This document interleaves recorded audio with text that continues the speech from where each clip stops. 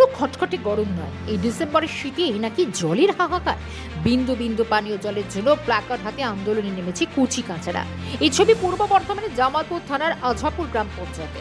সেখানে পড়ুয়া এবং অভিভাবকদের অভিযোগ, দীর্ঘদিন ধরে ইটখোলাপাড়া শিশু শিক্ষা কেন্দ্রে পানীয় জলের কল বিকল হয়ে পড়ে রয়েছে। গলা শুকিয়ে কাঠ হয়ে গেলেও তেষ্টা মেটানোর জলই মেলে না। মোট 11 বার আঝাপুর পঞ্চায়েতে লিখিত অভিযোগ জানিয়েও পড়ুয়াদের তেষ্টা মেটেনি। বৃহস্পতিবার স্কুলে পানীয় জল না পেয়ে অসুস্থ হয়ে পড়েন এক পড়ুয়া।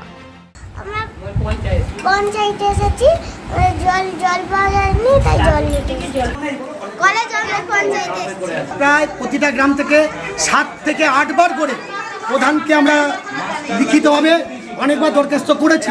উনি প্রতিবারই আমাদেরকে আশ্বস্ত করছেন।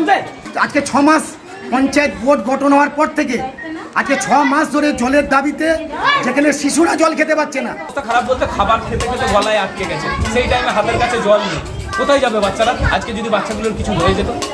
পূর্ব বর্ধমানে বিভিন্ন জল প্রকল্প বাস্তব রূপায়ণের পথে, তবুও কোথাও খামতি থাকলে ব্যবস্থা নেওয়ার আশ্বাস জেলা পরিষদের সভাধিপতি। পূর্ব বর্ধমান জেলা জুড়ে জলের বিভিন্ন প্রকল্পর কাজ চলছে এবং সেগুলো হয়তো কিছুদিনের মধ্যেই বাস্তবায়িত হবে, রূপায়ণে আসবে।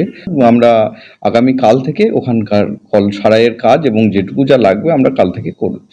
কাঁচা বয়স থেকে লড়াইয়ের ভাষা শিখছে ওরা। রাজ্যে ন্যূনতম নাগরিক পরিষেবাগুলি পাওয়ার রাস্তা যদি একটু মসৃণ হতো, তাহলে বোধ হয় পড়ুয়াদের এই দিন দেখতে হতো না। রাজেশ খানের রিপোর্ট, কালকাটা নিউজ।